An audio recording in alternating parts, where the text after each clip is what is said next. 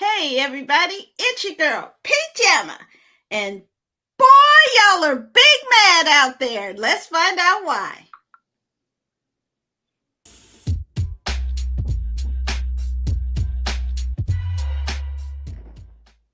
Hey everybody, it's your girl, Pajama, with Pajama Life. And we have got some stuff to watch and talk about today. We're going to talk about The Boys Season 4. We're going to talk about The Acolyte and House of the Dragon. And I couldn't do it. Welcome back to our guru of all things, Marvel Ecto King, our Bionic $6 million man. Pat, say hey to the people. I don't know if it's going to be 6 million. I haven't got the bill yet. We'll find out, but possibly. It probably will be. But no, I'm glad to be back. Glad to be conscious and in the world. I had a lot of time to watch a lot of stuff, and unfortunately, I did miss one of our assigned watching this week, just because I've been a little bit in a bit of a haze. So, but I can't wait to talk about all the stuff I have seen, and can't wait to go. All right, and our guru of all things, Star Wars, David. Hey everybody, great to be with you. Boy, we need Obi-Wan Kenobi because he might be our only hope as we talk about these shows. Looking forward, but not the Kenobi show, but that's another story. Looking forward to talking to you about these three this week. Let's get it going. Let's talk about, first up, The Boys.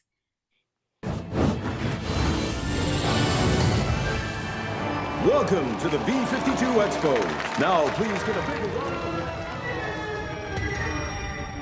I have found it. The answer to all our prayers. And what might that be? It's just a virus that kills soups. We can all agree that Robert Singer is the greatest threat this nation has ever faced. He is going to destroy this whole country. Victoria here, she's an integral part of the plan. She sees up close what a doddering slave to the woke mob Singer really is, how great the threat really is. He will fly. Eat a flying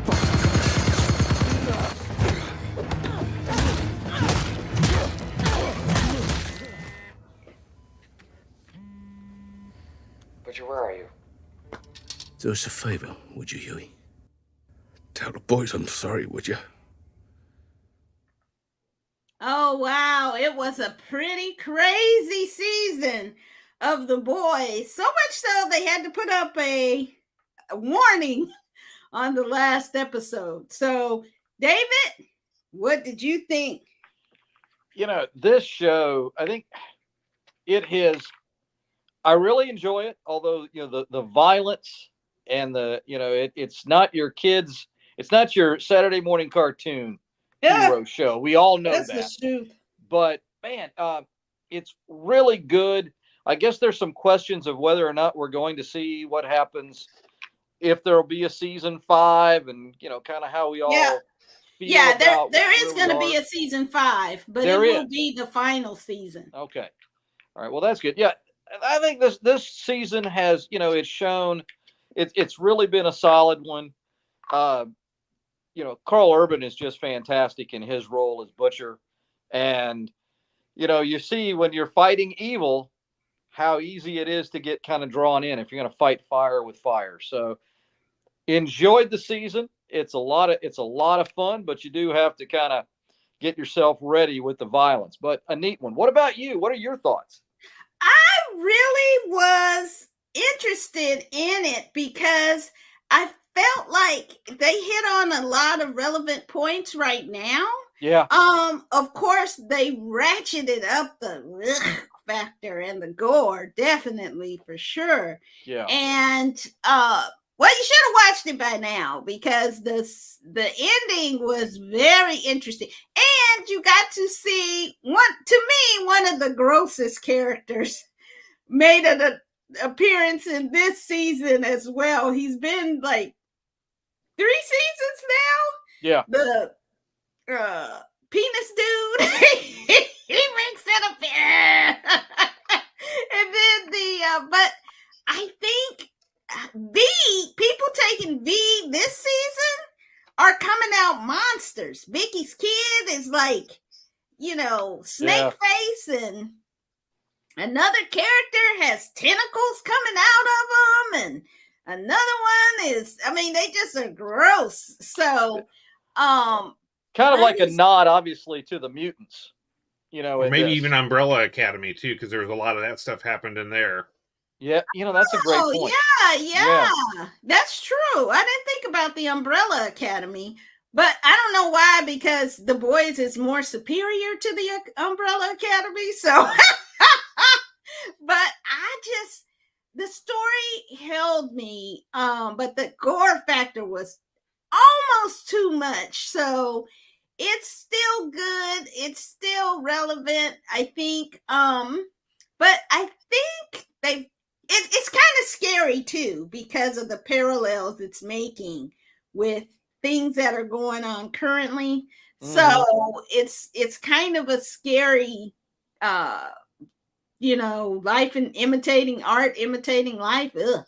So I'm worried about some of the messages that they actually might be coming true. So, but fun season. And luckily, there's going to be another season, but unfortunately, the 5th season will be the last. And I think that's good. I think they should stop while they're ahead. Yeah. So, and not drag it out. Plus, it's very expensive show. So we will check it out. The Boys, if you haven't seen it. See, I didn't spoil it too much. Even though there's a lot I could spoil. I'll talk to Pat about it later. But next up, y'all are big mad out there, and I ain't blaming you. Let's take a peek at the Acolyte. Master Ebenestra, Senator Rain calls to see you. Senator. Apologies for my intrusion. Not at all. This must be urgent to wait for me here. I've heard that you are running a murder investigation without reporting it to the Senate. I'm very close to apprehending the suspect. I think the Jedi are a massive system of unchecked power, posing as a religion. A delusional cult that claims to control the uncontrollable. That's certainly an opinion, and not one shared by the rest of the Senate. I will destroy you if I must. Not if she gets you first.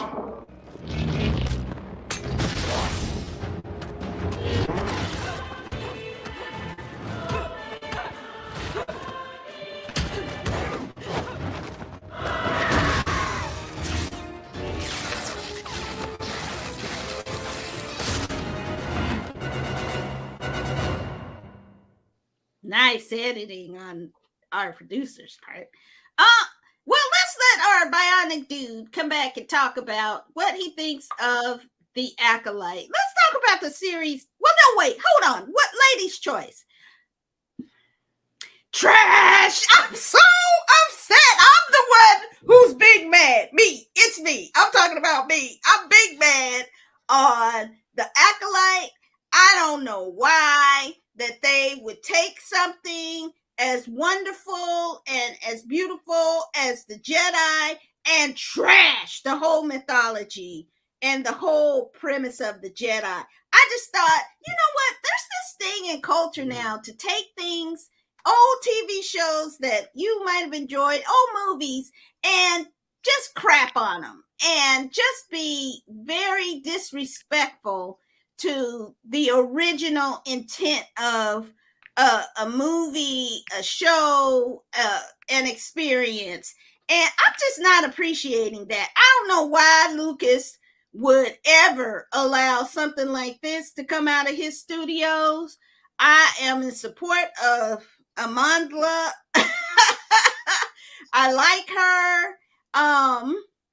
Lee Jung, I'm sorry, I don't know. He redeemed himself. I mean, he's going to be okay because his acting in this, playing Master Soul, was really brilliant. And he just learned English for this role. And he did a fantastic job. Manny Jacinto did a fantastic job. I'm mad at the writers. I'm mad at the directors. I'm mad at the story editors. I'm mad at who said that it was okay to make the Jedi the bad guy. Uh-oh. What? Babe, continue on with the other two. Okay. All right. Pat, what do you think here? I'm well, blanked out. Well, okay. So, what I thought, okay. The main thing, I'm not as tied to the Jedi must always be good.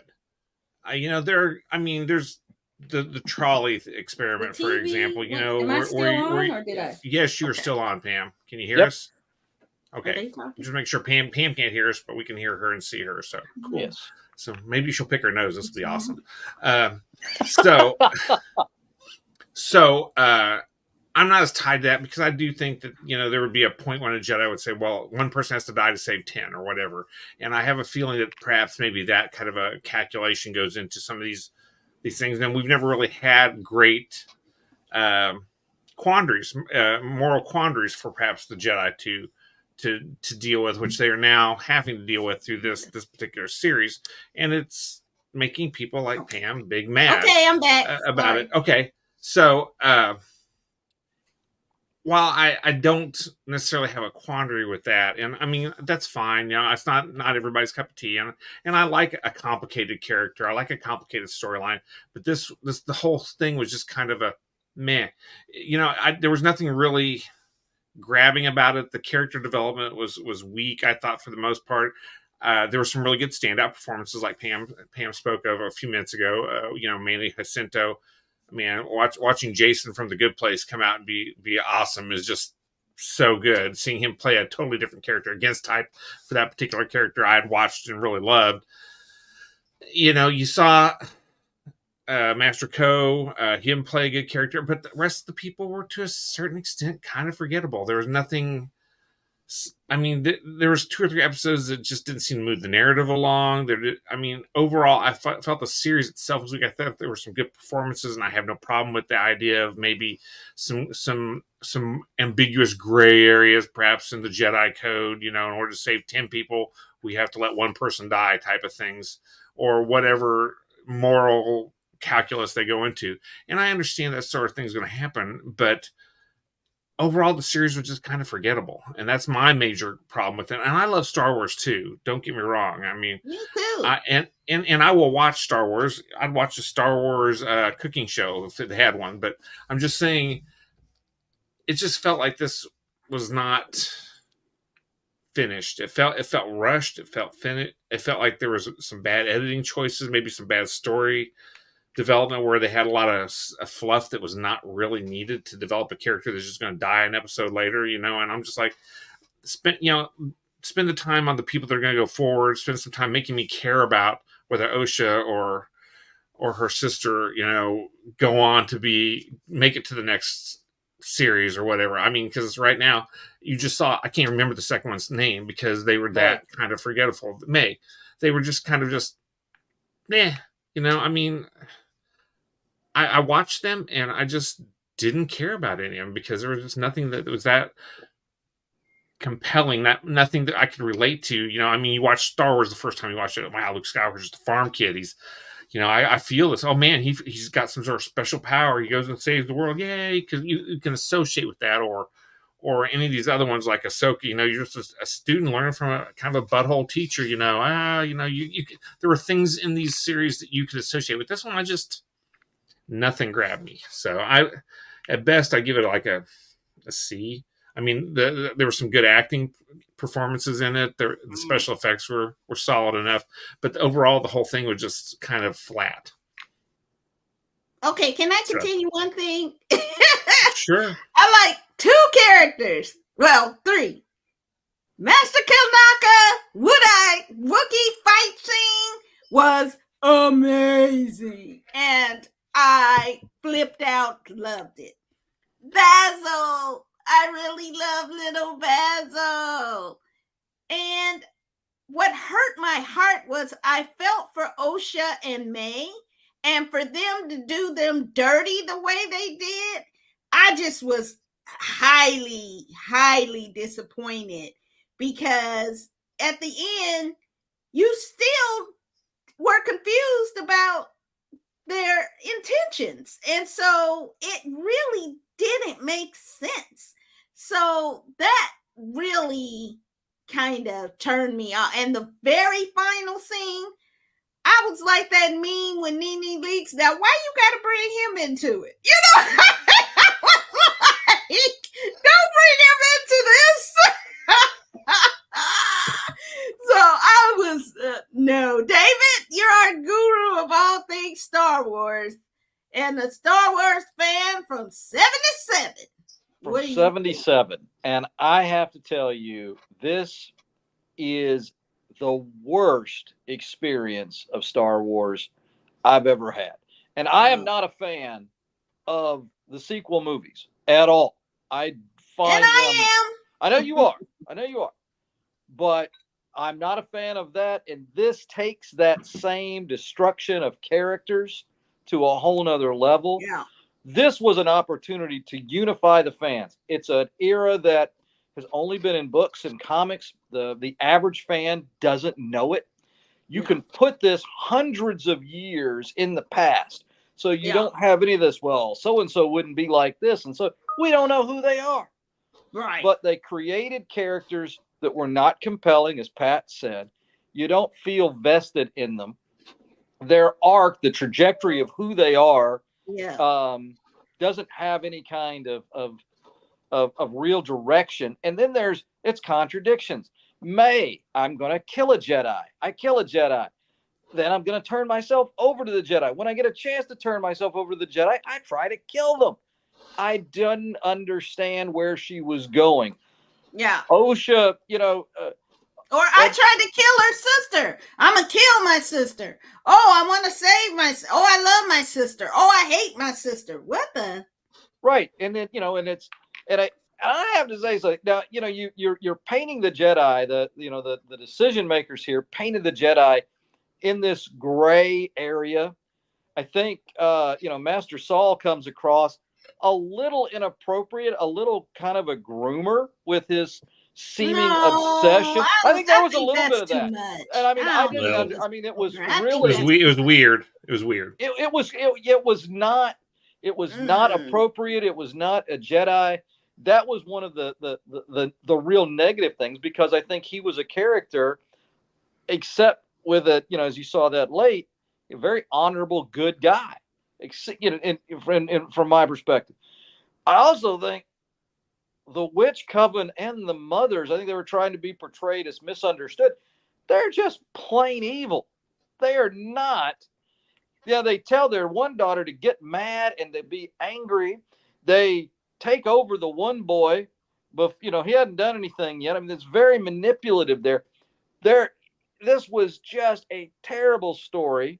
Manny, now the acting performances, Manny was fantastic. I'm not familiar with the program that you guys have talked about. He really shined in this. And I think it's fine if you wanted to kind of like show a little bit more of the Sith perspective. The character of Venestra would have been great. If you want to have a bad Jedi, an outlier, as opposed to painting the whole Jedi Order as something that is nefarious and hypocritical and evil, she would have been really good with that. I think that could have been something that was played on. You lost only 8 episodes. They weren't that long.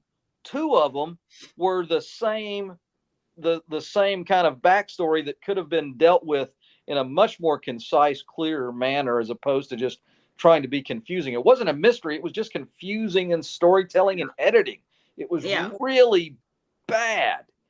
And then they had let me say this too.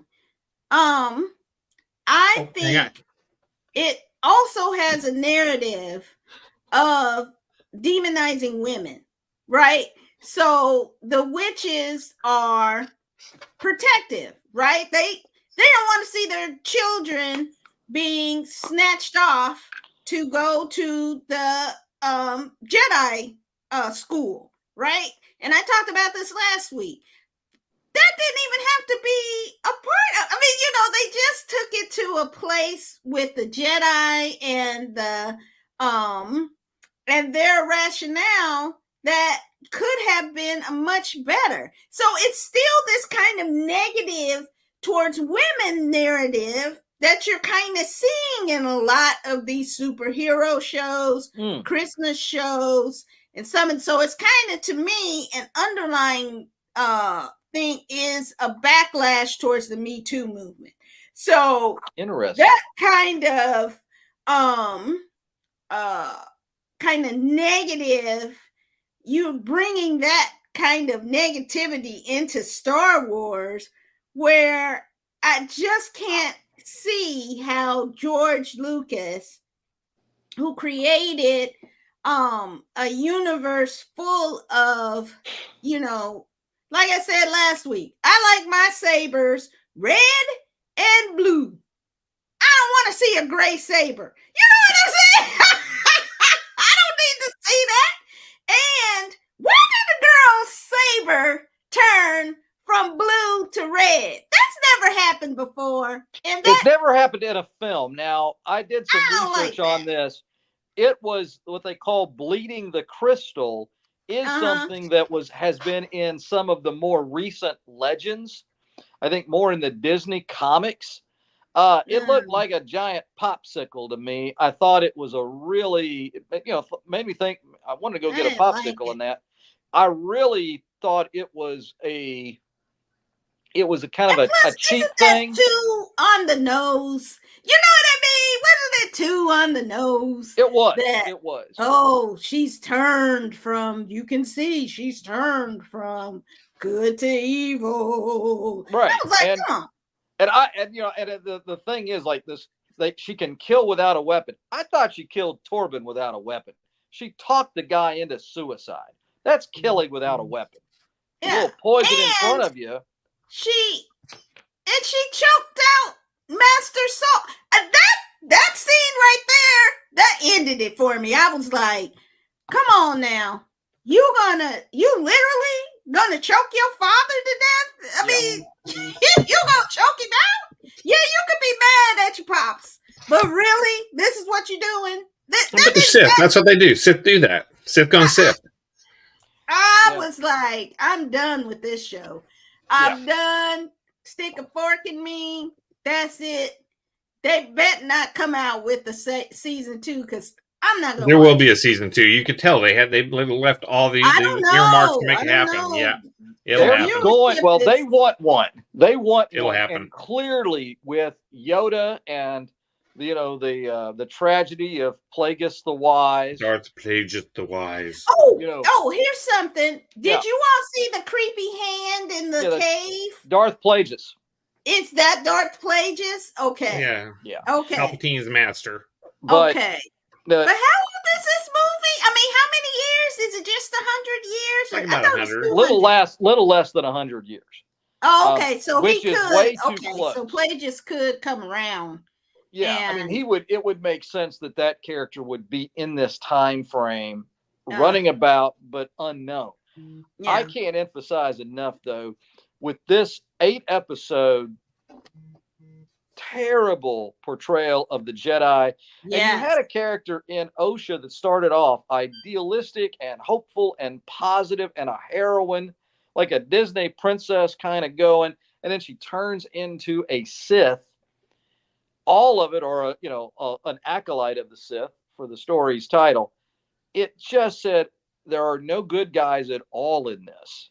Yeah, and that's not what Star Wars should be anymore. And I'm just like, man, I don't like this message. That message sucks.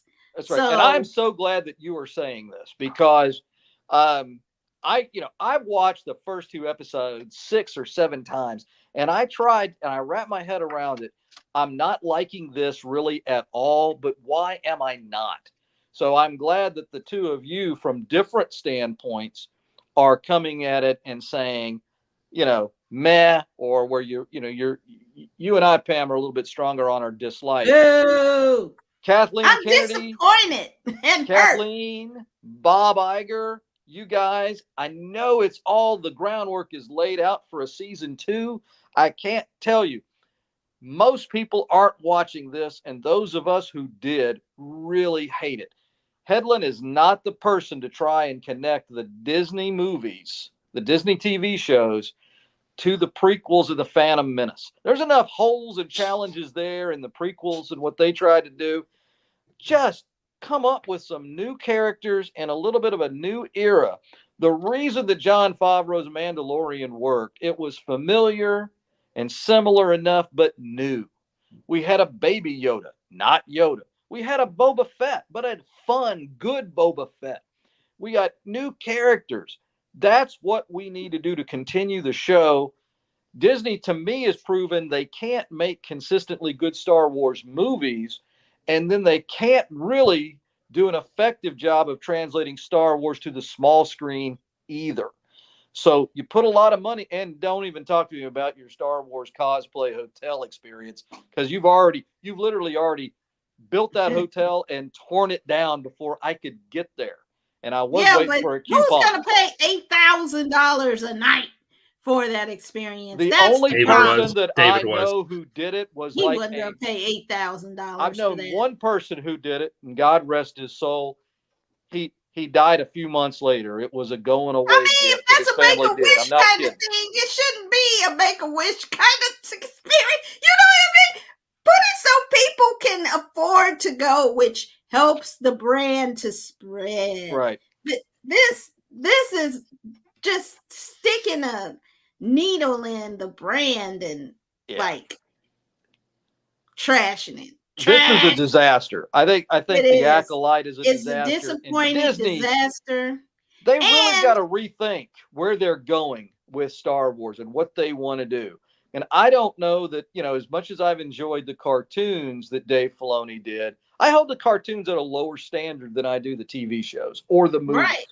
Right. And so I'm thinking, man, we really need to be thinking about what you're doing and come up with some thoughtful stories. Talk to somebody talk to the people, benchmark Game of Thrones and make it less violent, less gratuitous in the nudity. You're Disney, but come up with good cast, good plot, good dialogue, and let's see what happens. Yeah, that's enough. We beat this to the way OSHA should have got beaten up by May to stop her from being crazy. But next up it's a little bit of madness going on with David. Oh, Lord. Let's take a look at House of Dragons.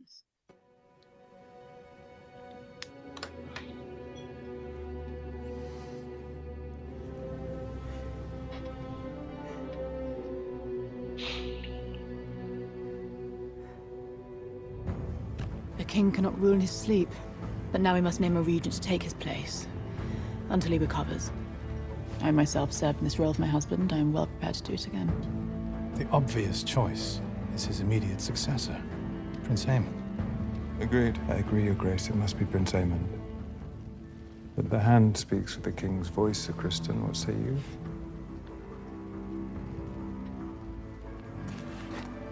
A message, Your Grace.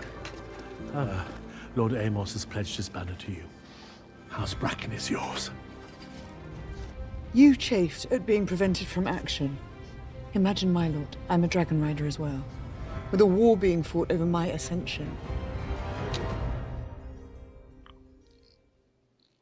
Okay, little dude done come up. Pat, what'd you think of House of the Dragon this week? I gotta tell you, what a great contrast about how you can do something right and how you can do something not so great from the previous discussion.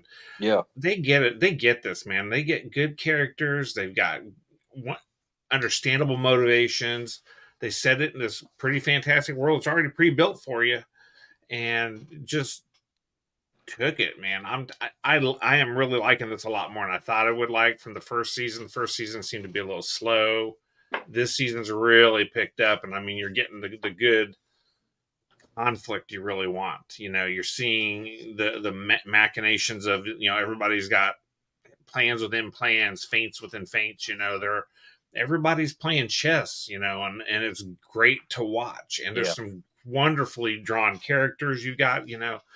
Aemon and Daemon, you know, both doing their thing. Then you got the queen, and I mean, it's just both queens, and it's just like there's some good storytelling going on here, and good acting, and it's well written. I do love this a lot more than I thought I would. I'm not gonna lie, because I was kind of sick of Game of Thrones after that last 2 seasons of the actual Game of Thrones, which were the Seinfeld or Sopranos ending for that. It was terrible.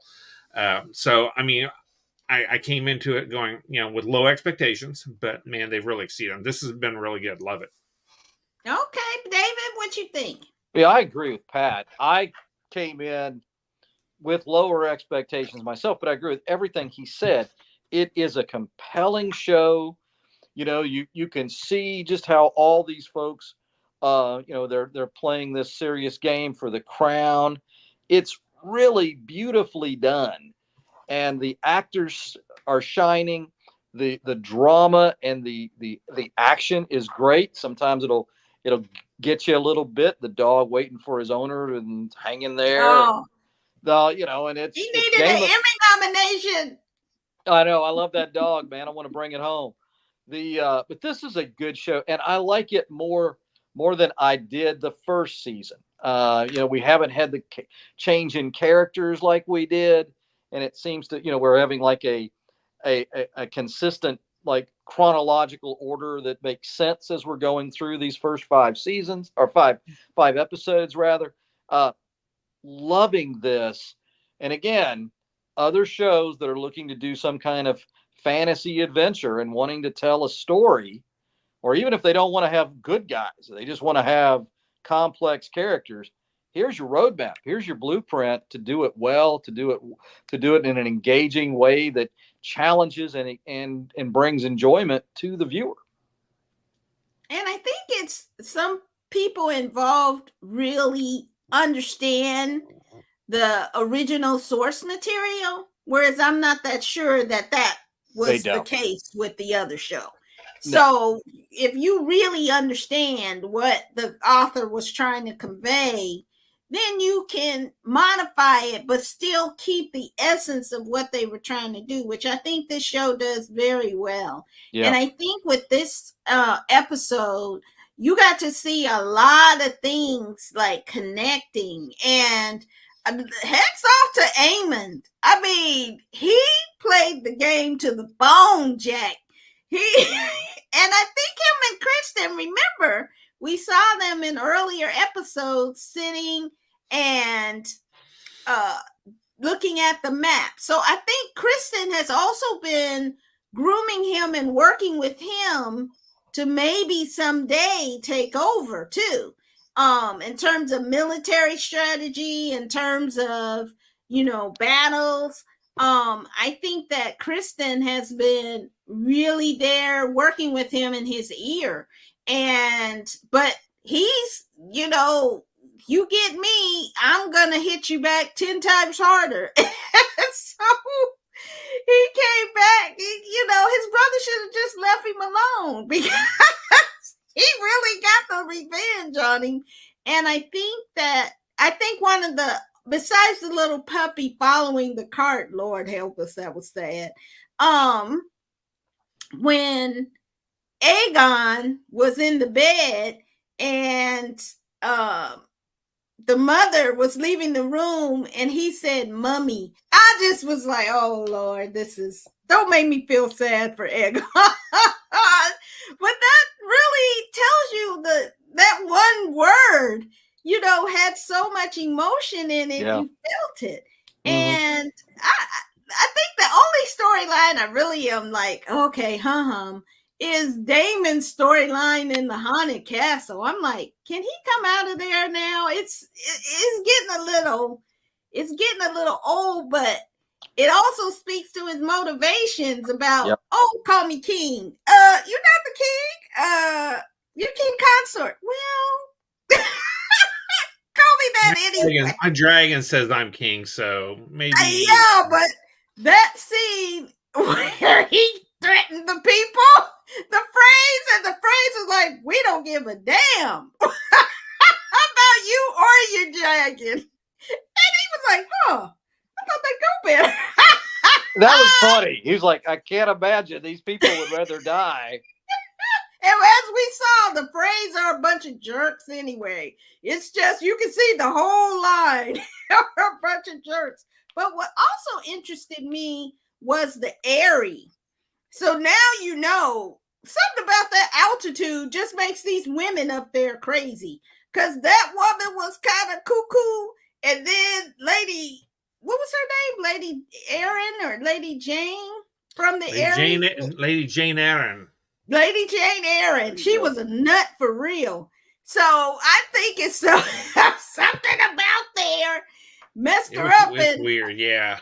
And Raina, you know, Raina checked her real good. Was like, you're getting 2 dragons, so I don't know what you want. I just thought that was a cool exchange that, you know, she put her in check. But then, of course, she got her back by saying, "Oh, sorry about your grandma. She's dead." I mean, I was like, "Wow, this is the most subtle shade." Like, oh yeah. You know, and that's what's so great about the writing in this. Everything doesn't have to hit you over the head with a baseball bat. Yeah, it's a lot of the subtleties of what's going on. And what I'm very, very excited and interested in is who has the dragon blood. So this week we're going to see, are the Adam and Aaron going to get a dragon? Is it going to be the guy in King's Landing with the sick baby? I think he was the one at the bar saying, I'm also, you know, part of the family. So who are these people that are gonna be dragon riders of, what are the characters? Vermax and Cyrax or something? I cannot remember that. Vermitor or Vermirax, or I don't know. Big ass dragon. So but the one guy, we know one guy's gonna be just bad dragons, big ass dragons. The guy that grabbed the, and I'm terrible with all the names here, but the one guy who saved the life of the grandfather of Corliss, right? You know, Aaron. Yeah, I so think he's gonna, so that guy's gonna have a dragon. He's, you know, there's clearly. I don't know. Is it gonna be him or is it gonna be Adam, his brother, who kept? I think it's gonna be him. I think it's gonna be him because of the connection. That makes sense.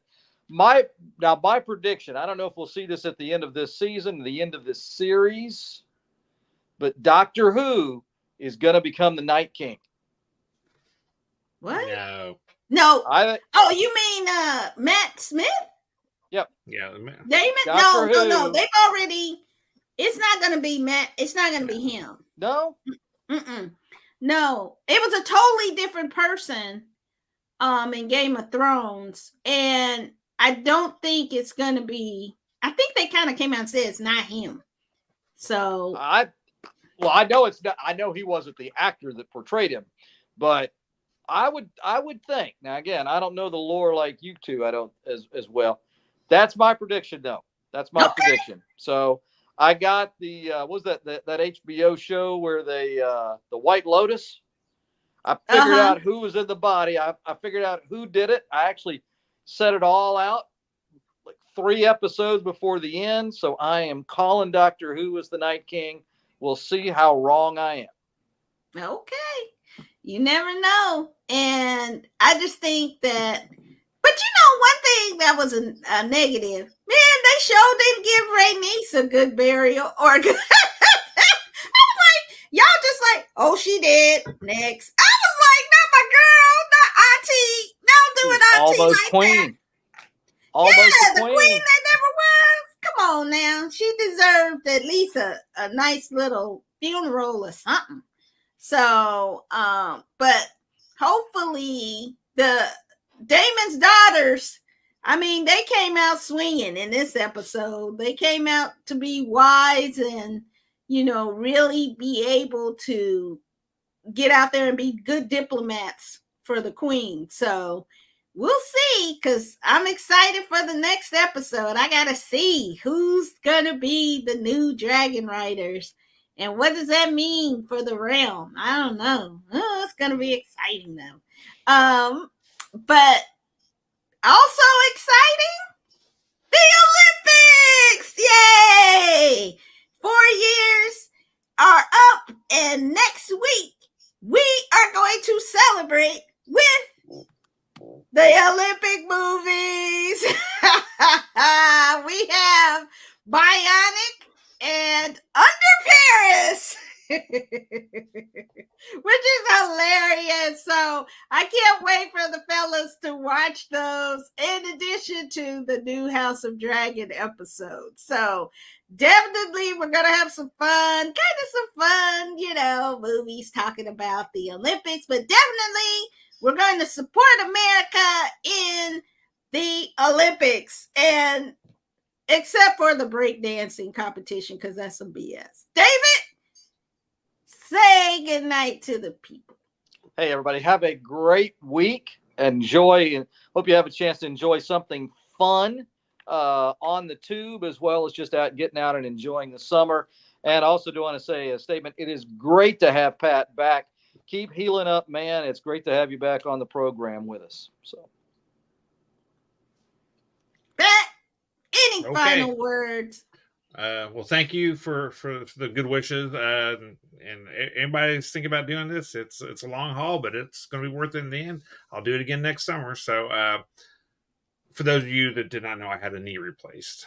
I mean, we've been walking around this. I had a knee replaced about a week and a half ago. So I've had a lot of time to watch a lot of stuff, and there's a lot of crap on TV. I'm just going to tell you, and even stuff that I fondly remember rewatching it. And I'm like, ooh, this is not as good as I remember. But so, but hey, keep trying it. Find new stuff. I mean, it's tough even with 3,000 options. I'm just going to tell you, it's tough to find something you really like. So when you find something, hold it tight. There you go.